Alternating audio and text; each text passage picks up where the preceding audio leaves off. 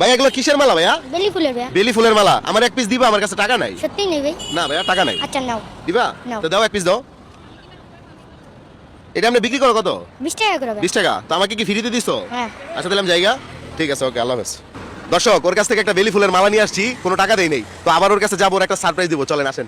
ভাইয়া তোমার কাছে তো আবারও চলে আসলাম। তোমার নাম কি? ইমরান। ইমরানের দেশের বাড়ি কই? রংপুর। রংপুর। আর ঘটনা হলো আমার কাছে তো টাকা আছে, আমি তো তোমার পরীক্ষা করছি। আজকে পরীক্ষা তুমি পাস করছো, তোমার লাগে একটা সারপ্রাইজ আছে, দিলে নিবা?